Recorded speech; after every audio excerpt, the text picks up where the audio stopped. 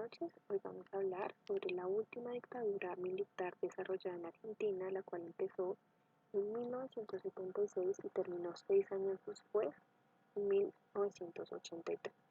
Esta es conocida como la dictadura que desarrolló diferentes formas y tecnologías represivas contra sus ciudadanos y fue liderada por Jorge Videla como tal.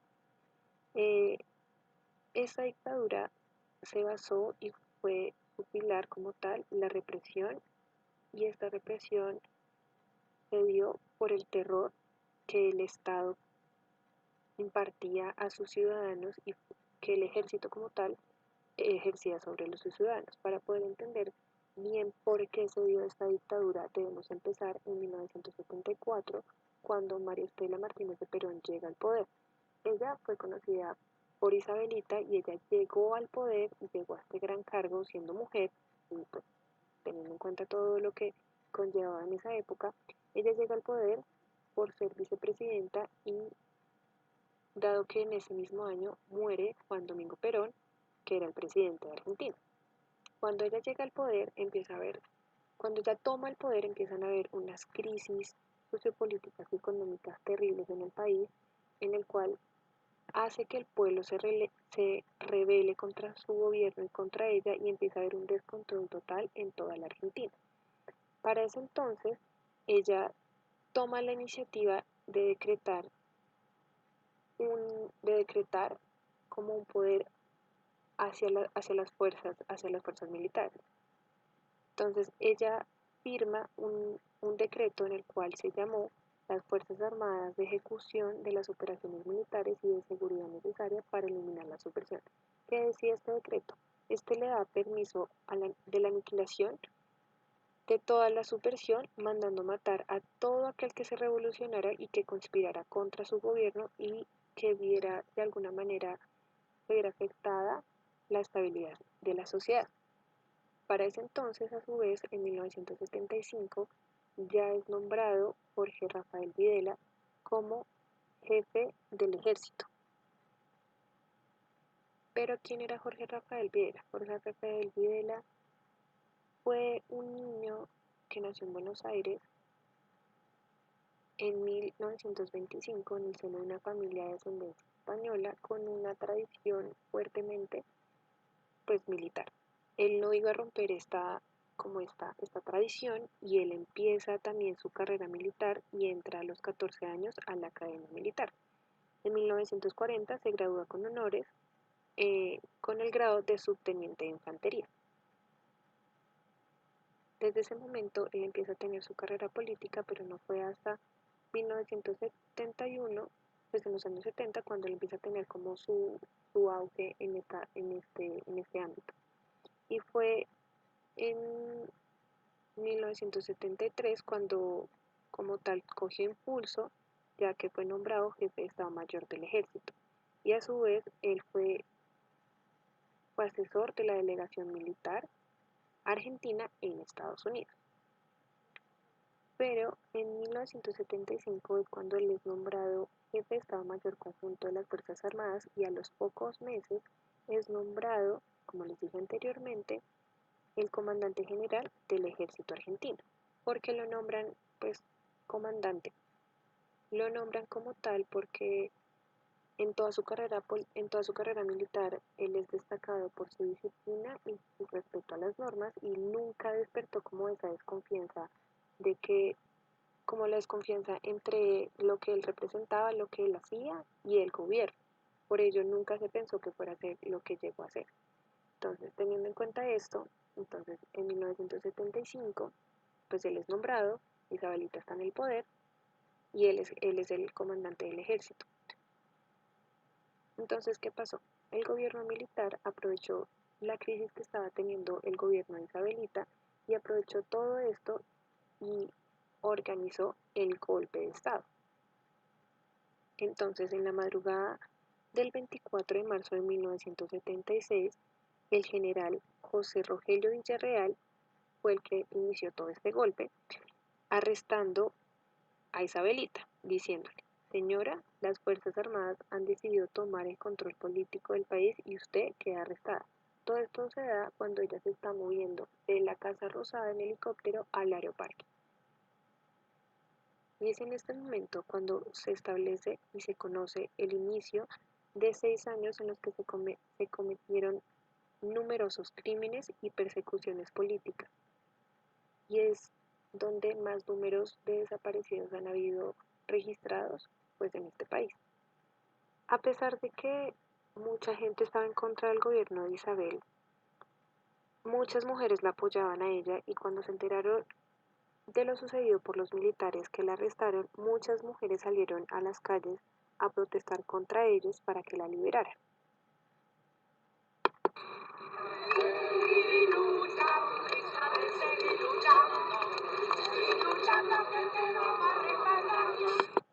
Cuando el golpe de Estado se da, se crea la Junta Militar. Esta estuvo integrada principalmente por 3 personajes. El primero, y ya nombrado, Jorge Rafael Videla, que representaba al ejército. Estaba Emilio Eduardo Macera, que era de la Marina, y Orlando Ramón Agusti, de la aviación. A su vez, se disputó que el mando directo del país quedara en manos de un presidente con facultades ejecutivas, legislativas y judiciales, designado y supervisado por esta junta. Como tal, los golpistas disolvieron el Congreso Nacional, derrotaron a las autoridades provinciales y destituyeron a los miembros de la Corte Suprema de Justicia y en cambio designaron en su lugar a abogados. Para ese entonces estos eran como el alto mando y eran los que dirigían en algún punto del país y cuando esto ocurre, este mismo 24 de marzo lanzan un comunicado para darle a conocer a la gente que ya Isabel no estaba en el poder, sino que estaban ellos en el poder. El breve comunicado emitido por Cadena Nacional anuncia el fin de la democracia. Comunicado número 1 de la Junta Militar. Se comunica a la población que a partir de la fecha el país se encuentra bajo el control operacional de la Junta Militar. Ya con las Fuerzas Armadas en el poder, es decir, la Junta Militar, este golpe fue nombrado como el proceso de reorganización nacional, el cual buscaba eliminar toda forma de participación popular, hizo reforma política, económica y social para que el país pues avanzara y pudiera prosperar y profundizó en los métodos represivos en el cual impulsaban el miedo y censuraban al pueblo. En esto, cuando hablamos de los métodos represivos, hablamos de la AAA y el operativo Independencia. La AAA fue un grupo parapolicial gestado por el sector del peronismo y de la Policía Federal. Como tal, ellos lo que hacían era pues reprimir a los artistas, a los sacerdotes, a los religiosos, a los políticos de izquierda, estudiantes, y la Operación Independencia fue lo que les había nombrado al principio, que fue un decreto que estableció María Estela, en el que le daba el poder a las fuerzas, a las fuerzas armadas y al ejército a neutralizar o aniquilar a todo aquel que estuviera en contra de lo que ellos proponían como tal. Ahora bien, ¿qué fue lo que representó todo este proceso de reorganización nacional? Esto como tal fue el inicio de lo que fueron años trágicos para los ciudadanos argentinos.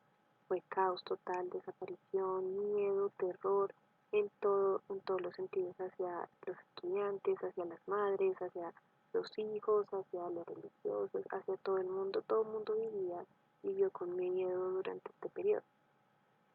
Para ese entonces, la violencia política que se venía incrementando significativamente desde finales de los años 60 fue la principal justificación utilizada por estos golpistas para poder derrocar al gobierno constitucional, aunque la mayoría de los analistas coinciden en que dicha justificación encubría la voluntad de imponer en el país un régimen económico a toda costa como tal.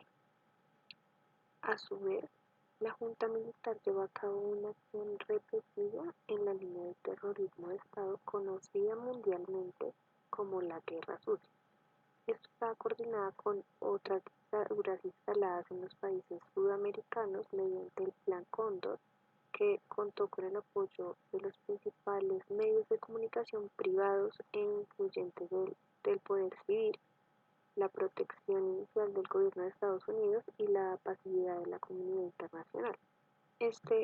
Como ya les he mencionado miles de veces, pero es lo que se destaca principalmente de esta dictadura, es que el gobierno hizo lo que quiso con el pueblo y un gobierno que secuestró, torturó y ejecutó clandestinamente a miles de personas que luego fueron denominados los desaparecidos.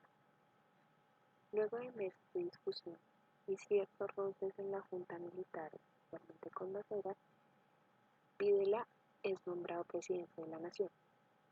Junto a él, Videla nombra a José Alfredo Martínez de Oz como ministro de Economía. De entrada, Martínez de Oz buscaba arrancar el modelo de desarrollo peronista implementado durante 30 años en Argentina. En sí, para Oz, había dos problemas importantes en la economía argentina. Uno de ellos era que la clase obrera era muy demandante y estos eran protegidos por sindicatos poderosos en el país. Y según él, una industria nacional indeficiente. Esos eran los dos puntos que para él era lo que hacía que Argentina no progresara.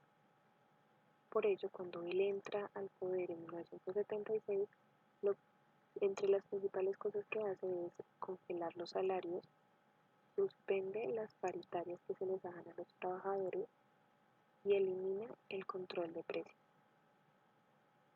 lo que hace que eso sea muy complicado para los trabajadores, es decir, para el bolsillo de ellos para vivir en el país. A su vez, corta con el proteccionismo de la industria nacional y hace que las exportaciones elimina las, las retenciones de las retenciones agropecuarias, lo cual beneficia a las grandes industrias del campo. Su lema era achicar el Estado es agrandar a la nación. Era el lema de su plan económico. Lo que él buscaba era desmantelar al sector público. Y no así solamente se logra implementando el terror entre la ciudad, entre los ciudadanos. Esto como tal, este plan reaviva ese raye que había entre Macera y Videla. Y a su vez, dado que Macera estaba en contra de este plan económico. Ahora bien, Macera, que es el de la mitad, de la imagen de la mitad, era uno de los que estaba en contra de este plan, pero de su lado estaba la ala dura de la Armada como tal. De un lado estaba Guillermo Suárez Mason y Luciano Benjamín Méndez. Ellos controlaban los centros de detención del país, a su vez de que ellos eran los que dirigían con la ayuda de Jorge Acosta y Jacinto Chamorro la Escuela de Mecánica de la Armada, que era el más atroz de todos los centros de detención del país. Para lograr todo lo que les mencioné anteriormente, se crearon los centros clandestinos de detención, ya que la ciudad estaba militarizada, por donde no caminara había un militar con un arma y estaban a la espera de una orden. Se empezaron a ver secuestros, a arrestar a la gente en la calle, a la luz del día. Ya no había, digamos, como ese pudor en las calles y la gente pues cada vez tenía más miedo. Entonces en estos centros llevaban a esa gente que arrestaban, que decían que arrestaban, pero cuando los familiares iban a una comisaría o algo, no estaban. Y los habían llevado a los centros clandestinos en donde los torturaban hasta que les dijeran algún nombre de, de alguien que creían o que sabían que era un revolucionario o un subversivo. Mucha gente se callaba los nombres o de verdad no sabía y terminaban asesinados. Los torturaban hasta matarlos. Para 1976 ya funcionan en Argentina más de 350 de estos centros. Los más activos son la Escuela de Mecánica de la Armada, el Vesubio, la Perla, la D2 de Córdoba y la Escuelita de Famaillá en la provincia de Tucumán. En la isla, que era considerado el centro de detención más terrible de todos, era donde se ejecutaba uno de las formas de tortura más viles de todos y atroces de todos los tiempos. Es aquí donde se sedaba a los detenidos y después se tiraban al Río de la Plata. Es aquí donde con los años, después de que se acabara la dictadura, con los años se empezaron a encontrar los cuerpos. Los detenidos son cada vez más y la orden es que todos sean eliminados. Así como en otros siglos ha habido pestes que flagelaron al mundo durante mucho tiempo, así parece la humanidad de hoy asistir a una novedosa y alucinante epidemia, la voluntad de matar. Ocultar tantos cuerpos es imposible, por lo que se inventa el método del traslado. El método consiste en sedar al detenido, subirlo a un avión y arrojarlo al Río de la Plata. Los vuelos de la muerte tienen la finalidad de deshacerse de los cuerpos de los detenidos, ya que para la visión de la dictadura, sin cuerpos no hay pruebas y sin pruebas no hay delito. A pesar del miedo, la represión y el terror que estaban sintiendo en la ciudad, un grupo de civiles empieza a romper con esa impunidad y ese silencio que existía y sale a las calles. Muchos de los familiares de la gente que no aparecía los fueron a buscar en hospitales, en comisarías, en todos los lugares donde les pudieran dar información. Principalmente los que salen a buscar a sus familiares son las mamás, son las madres.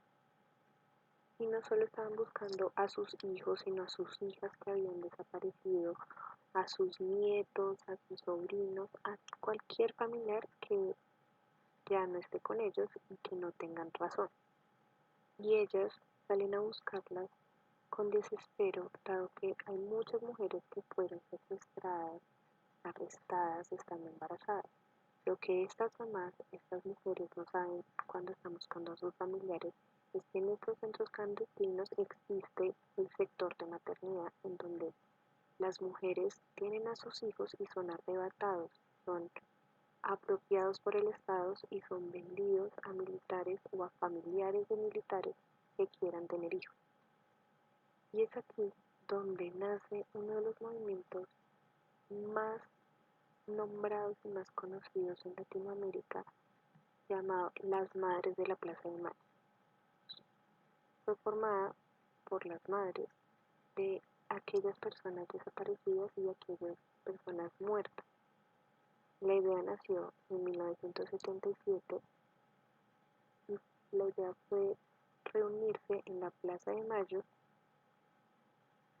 en donde se paraban al frente de la Casa Rosada para pedir respuestas sobre sus hijos.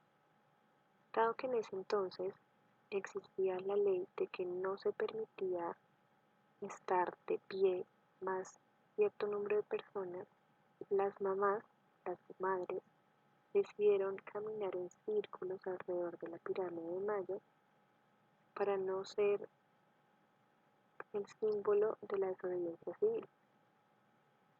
Como tal, estas mujeres querían ser identificadas de cierta manera y lo que hicieron fue ponerse los pañales de tela de sus hijos o pañuelos blancos en las cabezas para distinguirse, para que vieran que ellas estaban pidiendo, era no cualquier cosa, estaban pidiendo información sobre sus hijos, sobre sus familiares, porque no les daban respuesta.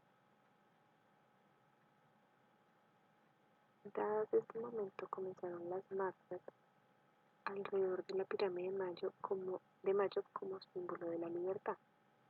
Por eso usaron esos pañuelos para también ser reconocidas por periodistas que iban a preguntar ¿Qué pasaba? Porque empezaron pocas mujeres y después se volvieron multitudes de personas viniendo, no solo mujeres, sino el hijo, la tía, no solo madres, sino familiares de los desaparecidos yendo a caminar y apoyando este movimiento.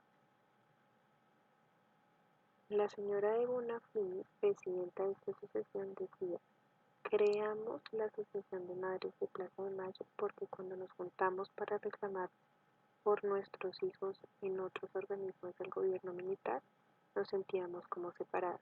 En cambio, en la Plaza de Mayo éramos todas iguales, a todos nos pasaba lo mismo.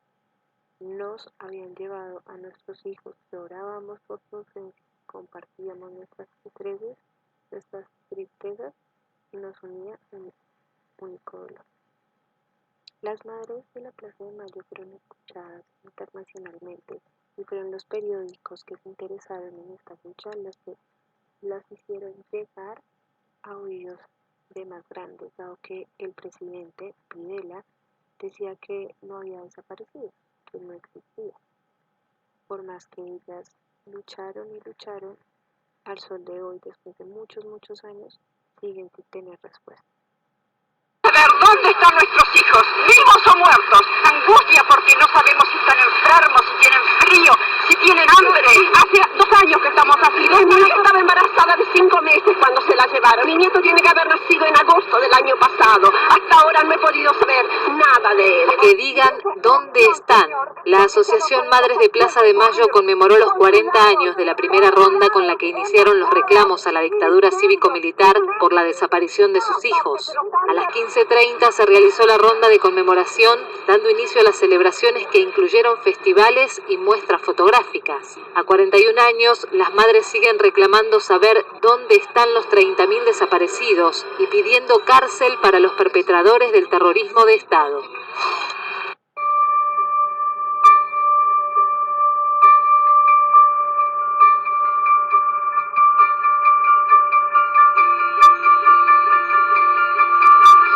Frente al desaparecido, en tanto esté como tal, es una incógnita el desaparecido.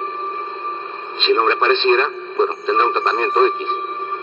Y si la desaparición se convirtiera en certeza de su fallecimiento, tiene un tratamiento Z. Pero mientras sea desaparecido, no puede tener ningún tratamiento especial. Es una incógnita, es un desaparecido. No tiene entidad, no está. Ni muerto ni vivo, está desaparecido.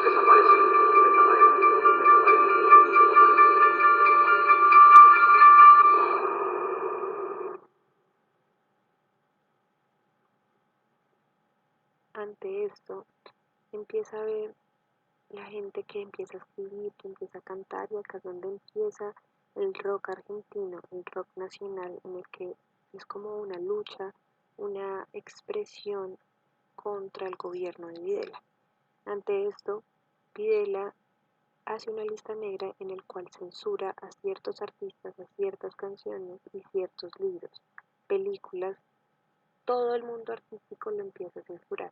Empieza a haber quema de libros, las películas empiezan a ser a favor de la dictadura, en el que muestran que lo que están haciendo está bien.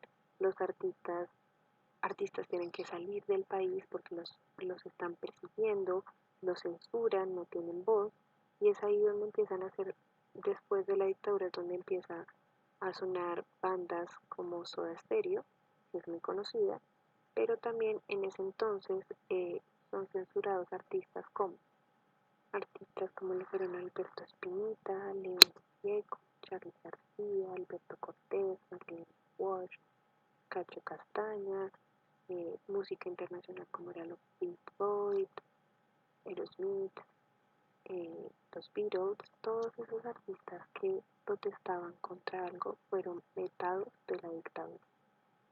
Ya después de 4 años en el que han habido miles y miles de desaparecidos, torturas, secuestros, los centros clandestinos cada año crecían en el territorio argentino, las madres protestaban, cada vez eran más libros quemados, más artistas censurados, todo era más. La gente empezó a hacer filas en la OEA para hacer sus denuncias, y es ahí, en 1979, cuando la Comisión Internacional de Derechos Humanos decide visitar Argentina para ver qué era lo que pasaba y por qué había tantas denuncias. Y es ahí cuando descubren el número abismal de desaparecidos que han habido, todo lo que estaba pasando en el Río de la Plata con todos estos traslados. Y este es un pequeño video en el que se muestra aquello que pasó en ese entonces.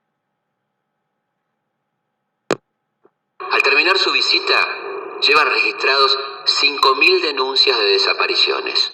Ahí estaría incurriendo el gobierno en un acto de omisión y estaría violando los derechos de esas personas al no ejercer las facultades que tiene según la Constitución y las leyes de la República. El informe es demoledor. Videla se despide en 1981 diciendo que se sintió orgulloso de lo que hizo, aquello que hizo por el país, con todos sus aciertos y desaciertos, pero que se siente pleno en él, y en eso fue sucedido por el general Roberto Videla. Después de que Argentina regresara a la democracia, muchos militares fueron juzgados por sus abusos. Videla fue acusado de asesinato y sentenciado a prisión perpetua en 1985. Como tal, el siglo XX en América Latina fue uno de los en los que más hubo dictaduras, haciendo lo que les plazca con los países y matando a personas inocentes. En su dictadura como tal, hubieron también revueltas en contra de él, pero él las usaba en suspensión del derecho a la defensa, haciendo así que nadie pudiera ganar contra él. Al final de la dictadura, ya cuando se acaba en 1983, que es cuando la gente puede volver a votar, pues los argentinos se sintieron felices, como aliviados de cierta manera. En conclusión, pues fue una dictadura en la que hubo mucha tragedia, mucha sangre de inocentes, en la que al sol de hoy sigue habiendo mucha gente sin saber qué pasó con sus familias, y de alguna manera él nunca tuvo como remordimiento o culpa por todo aquello que hizo. Entonces fue una dictadura muy, muy atroz hacia la gente, hacia todo lo que conllevó pues muertes, y esa fue la dictadura de Videla.